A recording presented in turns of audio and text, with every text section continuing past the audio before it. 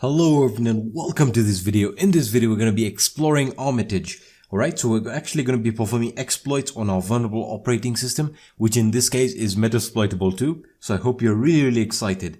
So you might be asking yourself, what exactly is Armitage? Well, Armitage is simply the graphical user interface for Metasploit. Alright, so the way you have Nmap and Zenmap, Nmap being the command line interface, and you have your Zenmap, which is the graphical user interface, that is the same way. So you have your Metasploit console and Armitage. So Armitage is the graphical user interface for Metasploit. Alright, so some of the advantages are it gives the user a much better idea of what's going on. So great ease of access, and the user is able to understand the scan process and how everything is being exploited, and it just gives the user a graphical representation of the scan and the exploitation technique.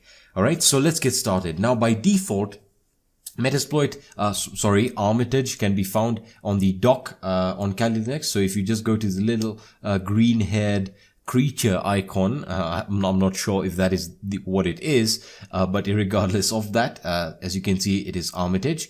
Or if you do not have it on your dock, you can just go into applications and you can go into exploitation tools and you'll find Armitage there. Alright, so just click on Armitage, and now it's going to prompt you to connect to the local host in a few seconds. Just give it a few seconds to start up, and there we are.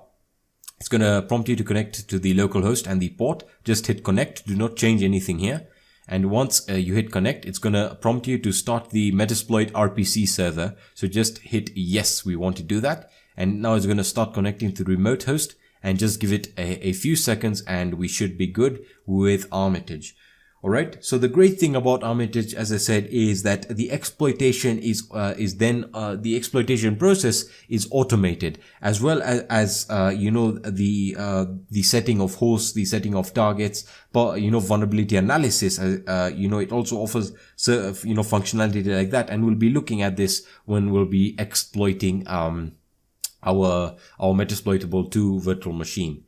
Alright, so as you can see, Armitage is loaded up, and you might be a bit confused with the interface because you heard me tell you that it was a graphical user interface, and now you're seeing a Metasploit console here. Well, don't worry about that. The Metasploit console there is there to aid you in what exactly is going on. Alright, so the first thing I'm going to start with is this little toolbar up here. This little toolbar is very simply put. So in Armitage, you can change settings like add a new connection. You can check the preferences. You can set the target view settings. You can set the target view, set the exploit rank. You can use a SOX proxy like we did in the proxy chains video. We can look at the listeners, so you can connect to or wait for. You can set the L host, the listening host, if you want another listening host. For example, if you're running Kali Linux on another computer and you want that computer to also listen to, you also have your scripts, and you can close Armitage. In terms of the view, this is just to edit the view. When we look at hosts, you can add your host. So for example, we'll add our Metasploitable 2 virtual machine here, but we'll do that in a few seconds. We have Nmap scans, which is awesome. You can automate Nmap scans directly from Armitage. You then have your Metasploit scans, which is awesome. We then have your DNS enumeration, which we looked at in the information gathering section. I hope you remember. So everything can come together really beautifully, and that is why I really enjoy using Armitage, and I'm sure you'll see why. Alright, you can then clear your database, which is essentially just clearing any of the leftover scans that you had performed, or exploits that you had performed. You then have your attacks, where you can find attacks on your target or your host, and you have Hail Mary, which is something we'll look at in a few minutes. Okay, looking at the workspaces, you can manage and show all the workspaces you currently have. In terms of help, you have your homepage, your tutorial, scripts, and your about section. Alright, fantastic. Now let's get into the interface. So the interface is sorted into 3 sections. Alright, you have your first section, your second section, and your third section. Alright, so you can enlarge them and resize them depending on how you want them to be displayed. So I usually like having mine like this, because I like having to see what the console displays. But as much as I like that, we'll be looking at the first section here. In the first section, essentially what is being displayed here is your pre-configured modules. Alright, so you can also search for modules here, in this little search bar. So this is where you have all the modules sorted in terms of auxiliary, exploits, payloads, and the post, which we'll look at in a few seconds. When it comes to the second interface here, the second interface is used to display your active targets that we were able to exploit against. Alright, so this is where all your active targets will be displayed in forms of computers. We'll look at that again when we'll get started with Metasploitable 2. As for the console, this is your Metasploit console, and it'll be, well, your activity will be sorted in forms of tabs here. Again, you look at exactly how that happens, and essentially allows you to run your Metapredator or your console sessions simultaneously. Something really, really awesome, and I'm sure you'll appreciate it. Okay, let's get started with your module section. So, as I said, your modules essentially contain all your modules in this section, and they're sorted in terms of auxiliary, exploits, payloads, and post, and you can go through them. So for example, we have auxiliary. You can look at the auxiliary scanners. You have your scanners, fuzzers, your sniffers, spoofers, etc., etc. You have your exploits, where your exploits are sorted in terms of their platform that they're running on and operating system that they're running on. For example, you have Android, Apple, iOS, Firefox, FreeBSD, Linux, Unix, Mac OS X, and Windows. You then have your payloads that are also sorted in terms of their platforms and their operating systems that they are to be exploited on. Alright, you then have your post, which is also similarly sorted in terms of their platforms and the operating systems that they are designed to be exploited on. So let me just close every one of this, and as I said, you can also use the search bar here to search for the Metasploit modules. Alright, now let's get started with some actual exploitation, and we're going to start off with Metasploitable 2. Alright, so what we're going to do is we're going to go into hosts. Alright, now in hosts, you can import hosts or you can add hosts. We're not going to add a host yet, and the reason is I'm going to use an Nmap scan to also perform some information gathering while adding the host. So what I'm going to do is I'm just going to go into Nmap scan, and I want to perform a quick scan that will detect the operating system that is running on our target or our host for that matter. So I'm going to click on that. And now it's going to prompt you to enter your host IP address or your target IP address or the range if you want to scan your entire network. In this case, what I'm going to do is I'm just going to get the IP address for Metasploitable 2, which as you can see here is 192.168.1.106. So we're just going to enter that right now.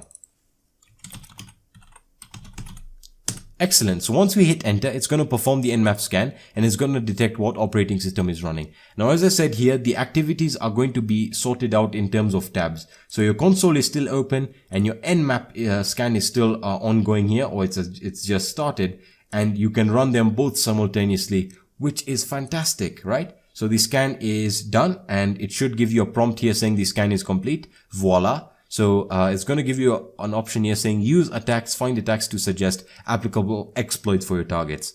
Interesting. So I'm going to hit OK. And what do we have here? Well, we have a little cute little penguin here to represent Linux. So we know it is running Linux 2.6 and the kernel is not specified more than that.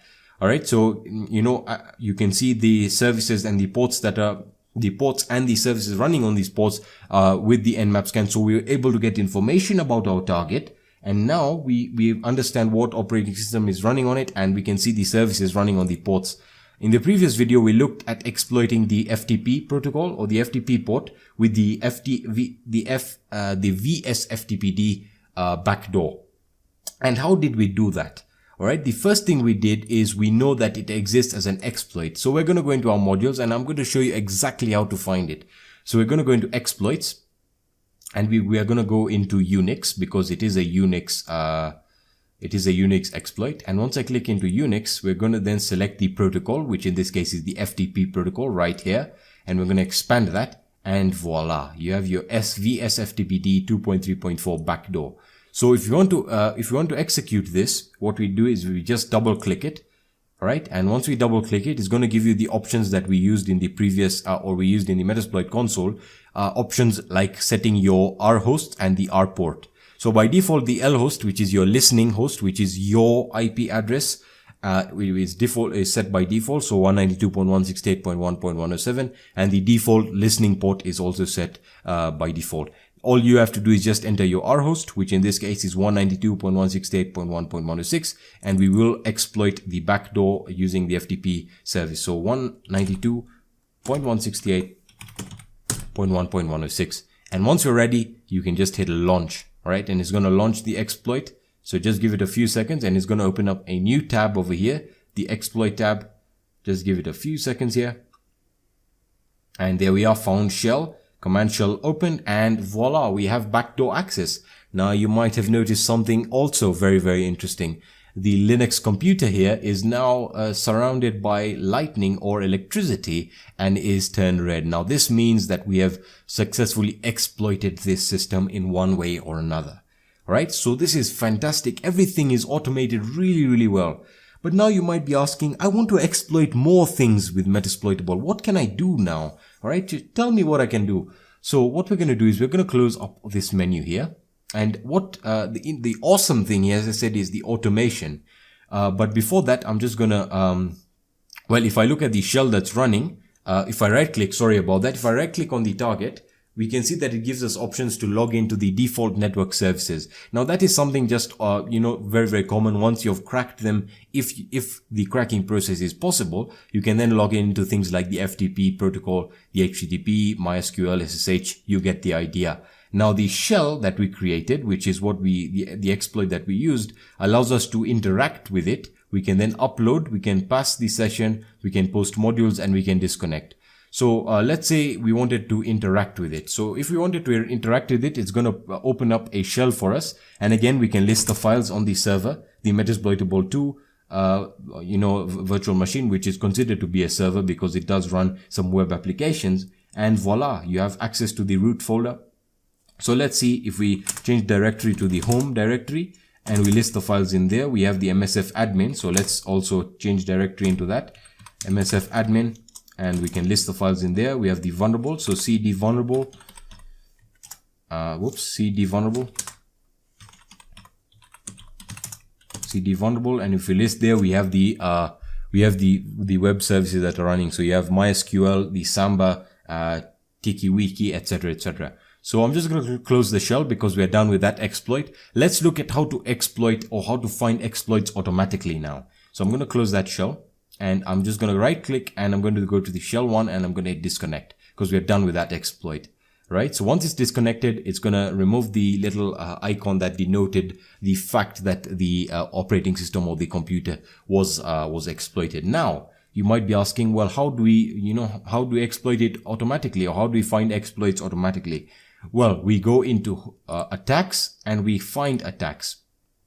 All right. So now it's going to find attacks that you can run on the operating system or the computer, in this case our target host, which is the Metasploitable 2 virtual machine. So as you can see, it's gonna query the exploits and just give it a few seconds to go through all of them. And once it's done, it's gonna give you all a list of the compatible exploits that you can use, or exploits that can actually exploit a vulnerability on your on the operating system or the target that you've chosen. So if we right click now and we go into attack, you can see that it's listed all the services that we can crack. So if we go to FTP, we have the VSFTPD backdoor here. We have the pure FTP bash execution here. You can also check for exploits again.